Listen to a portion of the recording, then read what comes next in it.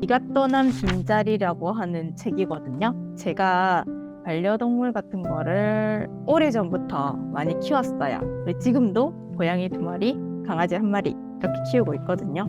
당연하지만은 생명이 있는 존재들이랑 같이 살면 사람보다 사실 오래 사는 반려동물은 거북이 같은 애들 말고는 없잖아요. 그렇죠?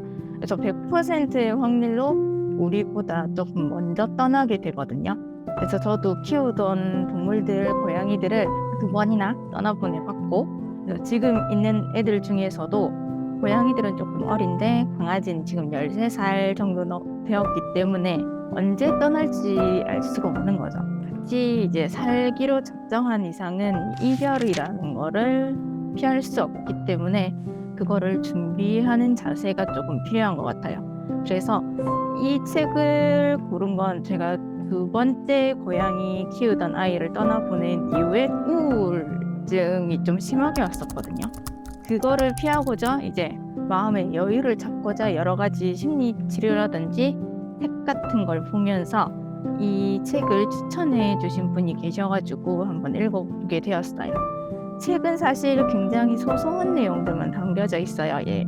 이별이라든지 사랑에 대한 글귀, 좋은 말들 적혀져 있고 어떤 식으로 우리가 이제 떠난 아이들을 애도해야 하는지, 상실의 빈자리를 어떻게 채워야 하는지, 그리고 결과적으로 건강하게 일상생활로 돌아올 수 있도록 그렇게 조금 다독여주는 내용의 글귀들이 많아요. 시집 플러스 약간 문학 서적 같은 느낌이거든요. 그리고 그렇게 책이 크지도 않고 두껍지도 않아서 편하게 읽을 수 있어요. 반려동물을 키우는 분들에게는 꼭 추천을 해드리고 싶은 책이고, 글귀 하나를 말씀드리자면 자크 데리다라고 하는 철학자가 말한 건데, 헤어짐을 전제로 하지 않는 관계는 존재하지 않기 때문에 우리가 누군가를 좋아하고 사랑할 때 그에 대한 애도는 이미 시작된 것이다 라는 글귀가 있고요.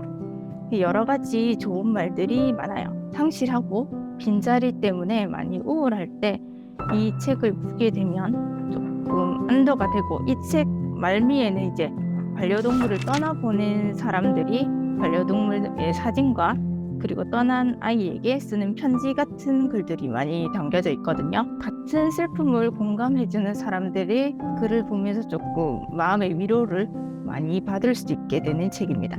그렇기 때문에 꼭 반려동물을 키우는 분들에겐 필요한 책이라고 생각해요. 왜냐면 언젠가 됐든 우리보다 먼저 떠날 아이들이기 때문에.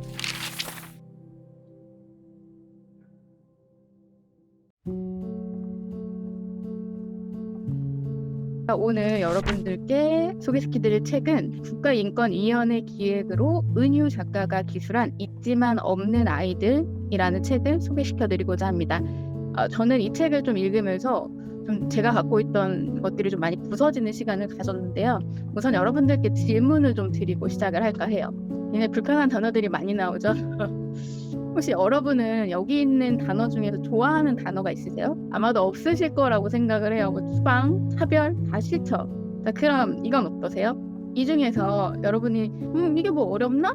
이런 느낌들을 다 받으실 거예요. 이 좌측에 있는 건 그들에게는 있고요. 우측에 있는 건 기회조차 없는 것들입니다. 그들이 누굴까요? 바로 내 존재 자체가 불법인 사람들, 우리가 흔히 불법 체류자라고 알고 있는 사람들입니다. 부모를 선택해서 태어나는 사람은 아무도 없어요. 근데 부모가 불법 체류자가 되면서 대한민국에서 열심히 일하고 가정 꾸리고 이 땅에서 낳은 아이인데도 존재 자체를 부정당해버리는 그런 아이들의 이야기를 담았습니다. 총 9명 이주 아동과 그들을 돕는 어른들의 이야기를 인터뷰 형식으로 담담하게 들려주는 책입니다. 96년 5살짜리 아이를 데리고 한국에 입국한 인화라는 부모님인데요. 몽골 출신인 그녀는 국비 장학생으로 러시아에서 대학과 박사학원까지 마친 굉장한 인재입니다. 코리안 드림을 꿈꾸면서 한국으로 오게 됩니다.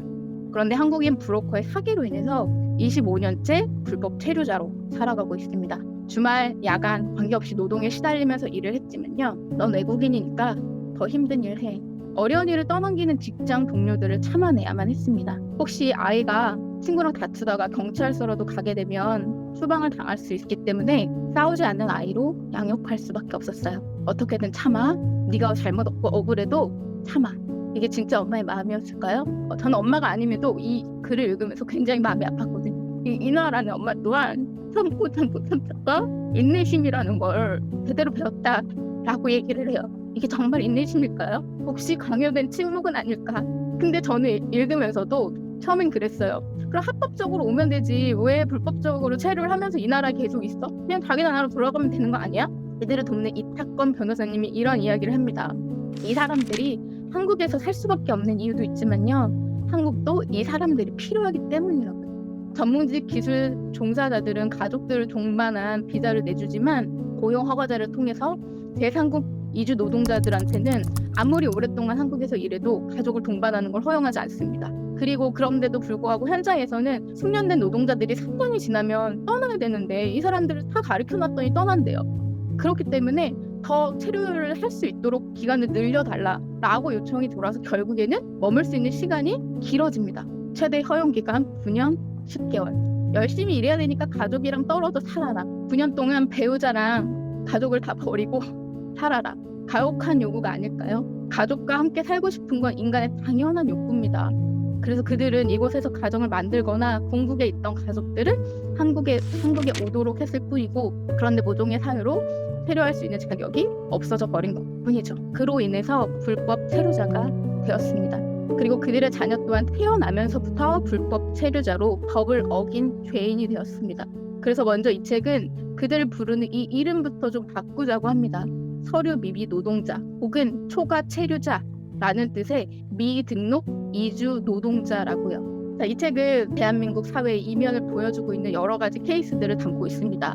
그리고 그걸 좀 바꿔보자고 이야기하는 책입니다. 저희가 집중해서 읽으면 한두 시간 안에 다 읽으실 수 있을 정도로 굉장히 짧은 책이에요. 하지만 이 안에 담긴 내용은 굉장히 가슴을 먹먹하게도 뭉클하게도 만들 수 있는 내용들입니다. 그리고 조금 불편할 수도 있는 주제지만 저도 이 책을 읽는 동안에 제가 처음에 보여드렸던 그 많은 단어들을 좀 마음에서 많이 지울 수 있었던 책인 것 같아요. 그들과 함께 더불어 살아갈 수 있기를 정말 소망하면서 이런 사실들이 자꾸자꾸 사람들한테 알려져서 모든 분들이 좀 읽고 함께 저처럼 이런 편협한 생각을 가지고 계셨던 분들이라면 그런 것들이 좀 깨지는 시간이 되길 바라면서 이 책을 전달드립니다.